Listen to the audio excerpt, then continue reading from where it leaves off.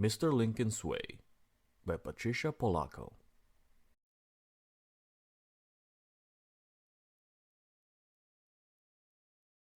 Mr. Lincoln was the coolest principal in the whole world, or so his students thought. He had the coolest clothes, had the coolest smile, and did the coolest things. He had tea parties with Mrs. West's kindergarten every spring. He took Mr. Bliss's sixth graders on nature walks in the fall. He set up his telescope next to the pond in back of school on special nights and invited kids and their families to come and look at the stars. And in the winter, he was Santa for the Christmas play, lit the menorah for Chanukah, wore a dashiki for Kwanzaa, and a burnous for Ramadan. Mr. Lincoln was just plain cool. Absolutely everybody thought so except Eugene Esterhaus. Mean Gene is what everybody called him. Mean Gene sassed the teachers and beat up on most of the other kids on the playground. He was no student at all. He drove Mrs. Dunkel crazy in English. Miss Chu wanted to drop him from art. He was a bully. He always seemed angry, picking on kids and calling them names. "He's not a bad boy, really," Mr. Lincoln said. "Only trouble." To just about everybody in school, though Eugene was trouble, spelled with a capital T.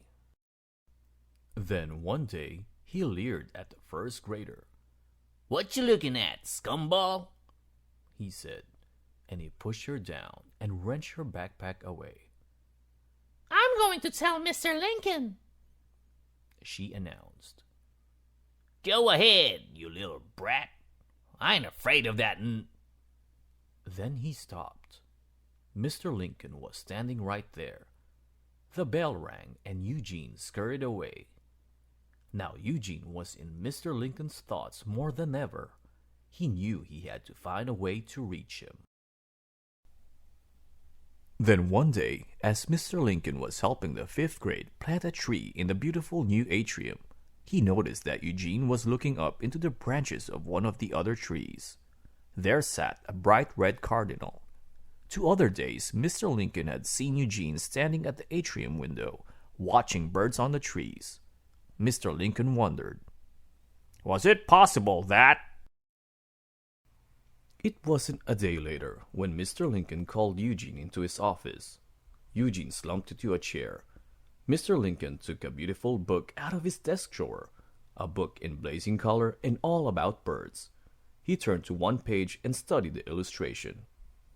"I've got these little birds all over my tree, and I don't know what they are." Eugene got out of his chair and walked closer. "Those are red-capped nuthatches. Weird to see them this time of year." "You seem to know your birds," Mr. Lincoln said with a warm smile. "I do. When I lived on my grandpa's farm, he had tons of birds around. Chickens, thrashers, meadowlarks. We raised carrier pigeons together." "You've got quite a grandpa," Mr. Lincoln said. But Eugene just turned his back on Mr. Lincoln and left the room. A week had gone by when Eugene ran into Mr. Lincoln by the atrium, looking glum. "I have a problem," Mr. Lincoln said. "So?" "That atrium was supposed to be full of birds, but they're just not coming." The principal looked into the empty atrium.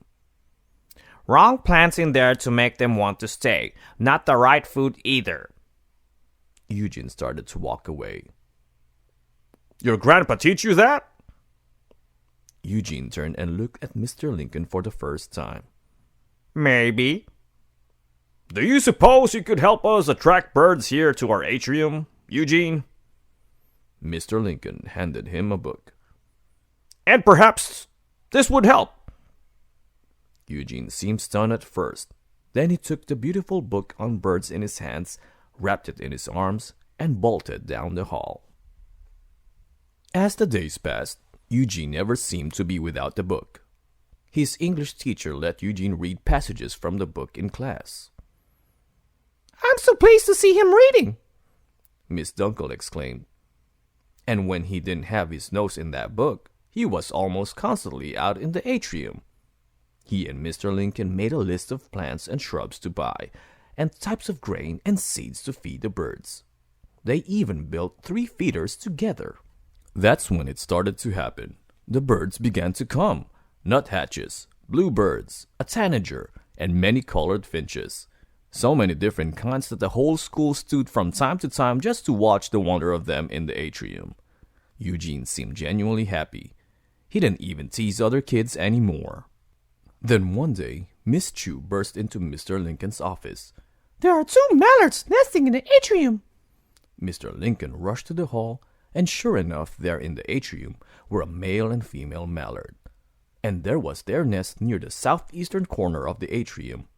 Mr. Lincoln saw Eugene on the other side of the atrium, giving him a thumbs up.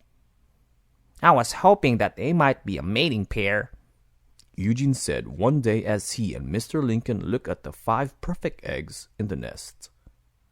Just one problem.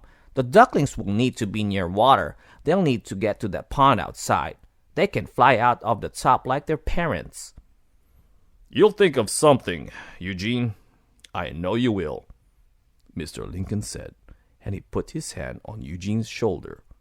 It was nice that Mean Gene wasn't mean anymore. It was only 3 days later that there was a commotion in the hall. Miss Belding rushed into Mr. Lincoln's office with Eugene in tow. Mr. Lincoln looked at Eugene in disbelief. What happened? "I'll let Eugene tell you," Miss Belding trumpeted. But Eugene said nothing. He just sat looking hateful and defiant. "Trouble in the lunch line," she went on. "He singled out 2 of our students from Mexico. He called them brown-skinned toads and other unacceptable names." I'll take care of this, Mr. Lincoln said quietly.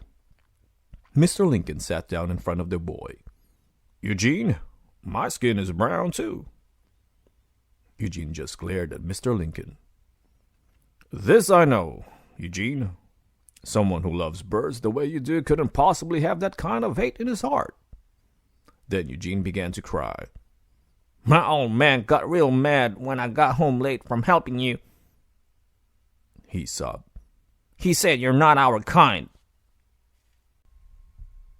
Our kind, Mr. Lincoln murmured.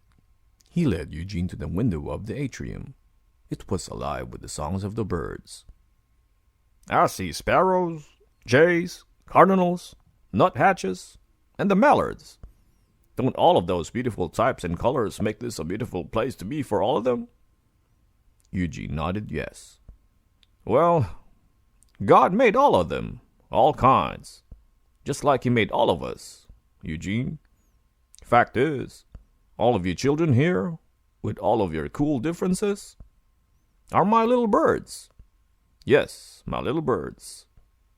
And that should be your answer as to what is right or wrong in what your father said, Mr. Lincoln said quietly. My old man calls you real bad names, Mr. Lincoln. He's got an ugly name for just about everybody that's different from us. Mr. Lincoln didn't talk for the longest time.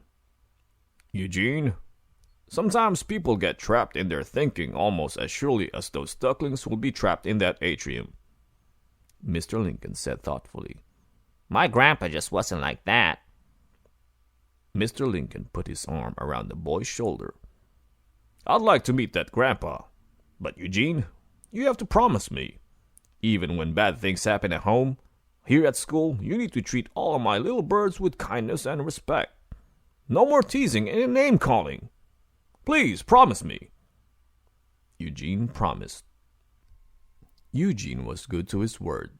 He became a model citizen. He tried with all of his heart to keep his promise to Mr. Lincoln. Then, one bright morning, Eugene stopped at the atrium window. The eggs were starting to hatch. He ran from room to room and brought the whole school to watch. The ducklings were hatching one by one. At first they were wet and unsteady, but in a short time they were fuzzy and racing about. As the day passed, the mallard parents flew out of the atrium, landing on the pond just behind the school. They were leaving their babies for longer and longer periods of time. Eugene and Mr. Lincoln knew that the time was approaching when they would need to get the ducklings out of the atrium and into the pond. They had a plan.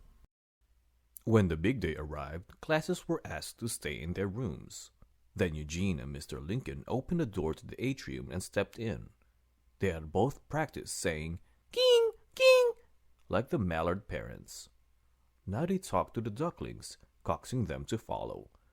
The father mallard waddled up to the doorway of the atrium and peered down the hall. At the end of the hall, the father mallard could see the lawn and the pond. "King, king," Eugene called. The mother mallard came out first, then one by one her babies followed.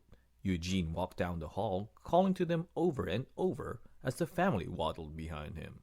Then all at once, the mother and father took the lead, and the ducklings scurried after them. At the outside doorway, they stopped for a moment. Then the mother and father mallard jumped out of the doorway and coaxed each of the ducklings to follow. Mr. Lincoln and Eugene both stood and watched as the ducklings raced down the hillside and plopped into the pond with their parents. Now I know where the expression "like a duck takes to water" comes from. Mr. Lincoln laughed. He couldn't believe how well the baby swam. Parents had gathered at the top of the hill. They had been invited to watch from afar. Then Eugene heard a voice from behind them call out his name. "Eugene! Boy! Over here!" It was his grandfather. The boy raced up the hill. Mr. Lincoln joined them both. This is my grandpa, Eugene sang out. "I know," Mr. Lincoln said. Eugene turned toward him. Had Mr. Lincoln something to do with this miracle with his grandpa being here? Now the old man shook Mr. Lincoln's hand heartily. I would sure like to stay with you again, Grandpa, Eugene said as he and his grandfather walked up the hill together. The old man put his arm around the boy's shoulders. "We'll see, son. We'll sure see." Later, Eugene and Mr. Lincoln walked down by the pond together. Eugene needed to say something to Mr. Lincoln. "You showed those ducklings the way out, Eugene," Mr. Lincoln said. Hey, you show me the way out, Mr. Lincoln. Eugene smiled. Then he stopped and looked into his principal's eyes. I'll make you proud of me, Mr. Lincoln. I promise. Eugene Esterhaus was true to his promise. He became a fourth-grade teacher and called his students "my little birds." And that was Mr. Lincoln's Way by Patricia Polacco. Thank you for visiting Reading with Rich. Please subscribe to this channel.